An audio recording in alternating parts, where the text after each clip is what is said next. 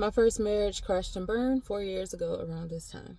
Every year, April now has become a month of very deep reflection for me. I also know how telling your story can impact someone in a positive way without you realizing the significance of it. But you can positively impact another in some way, shape, or form just by telling your story. And this is my intention today with sharing all this. It is not to bash my ex and who he used to be. I don't know who he is now. But it's not to bash who he used to be. It's just me telling my story. So, on April Fool's Day 4 years ago, I found out I was pregnant.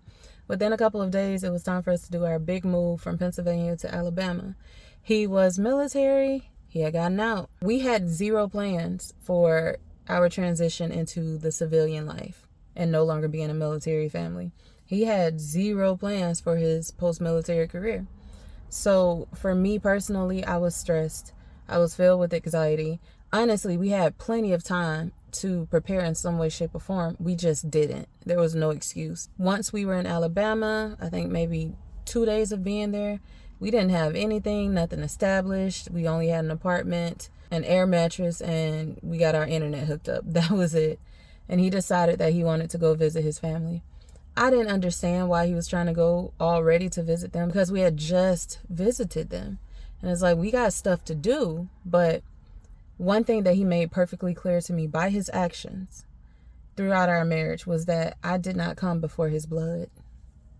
His family came first, especially his mom. So, of course, he went to visit family. And I kid you not, that next morning, I miscarried.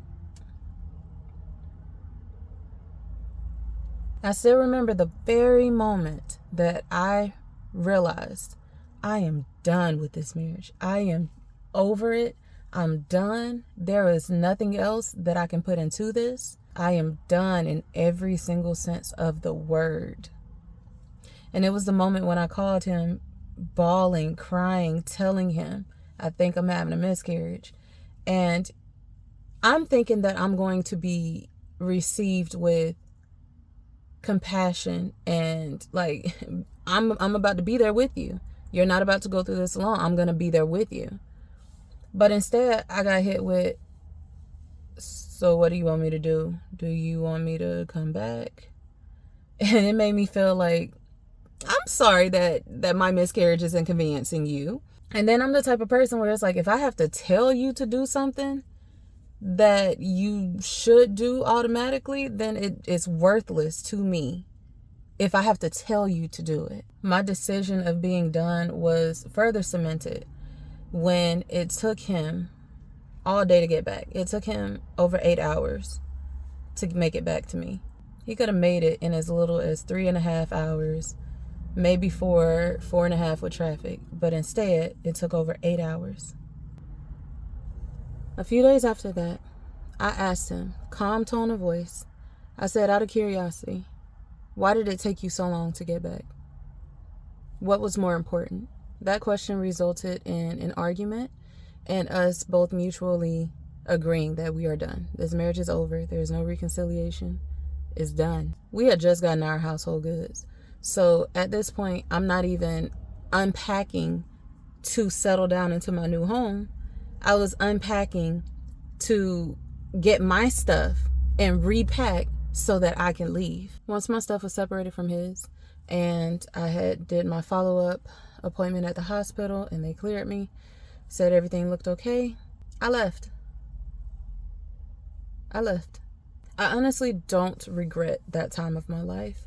I don't regret that marriage. I hold no animosity towards my ex because that marriage was necessary, honestly, for me to grow and become the person that I needed to be for when my wife showed up.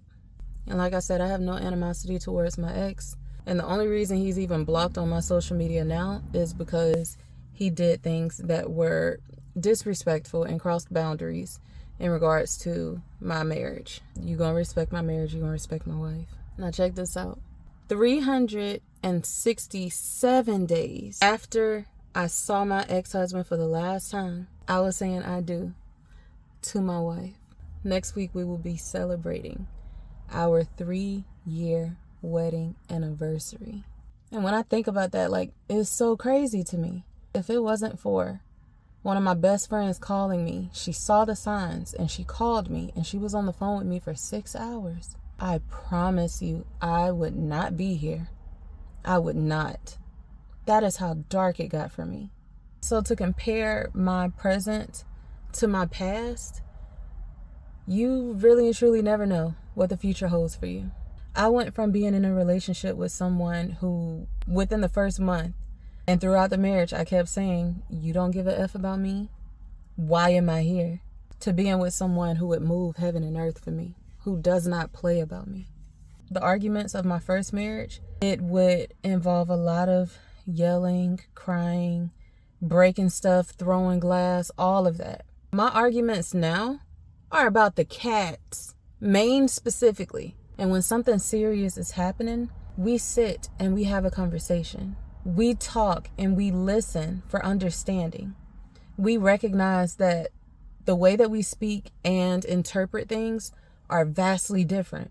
And instead of just sitting within that miscommunication or misunderstanding, we actively take the time to try to bridge that gap between the two of us. I went from being with someone who would prefer to be out at the pub, hanging with his friends, drinking with his friends all night, literally all night, while I was at home in bed, to being with someone where us being at home, no amount of going out can surpass the fun that we have at home, because we genuinely love each other. We like each other. We enjoy each other's company. We are two homebodies and our home is lit at all times. So I went from wearing crochet locks all the time, crochet faux locks, because when I asked my ex, what do you think about me locking my hair? Shut that down. He said no. I said, okay. When I asked my wife, she said, I don't care. It's your hair, it's your body. Do whatever you want. You're going to look good with whatever you do. Bet. On 4/3/21, my wife started my lock journey. She twisted my hair, and she is the only one who has twisted my hair since. I went from jokingly asking, would you still love me if I got fat? And the response being no. And then having that insecurity within myself, but playing it off like, I was just playing. To now being with someone who is actively trying to plumping me up. I'm too small for her. If I'm losing weight, she gonna make griot, banan, pickles, diri, everything.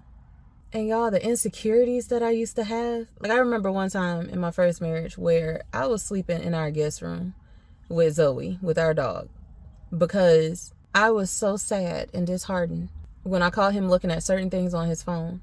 And when I expressed to him, hey, this makes me feel uncomfortable, I don't like this, the gaslighting and the dismissive response, like, meanwhile now, I'm sitting up trying to watch all these twerk videos of these celebrities with my wife. Honestly, I could go on for hours about the comparisons between my first marriage and my second marriage. I thought that I didn't like flowers.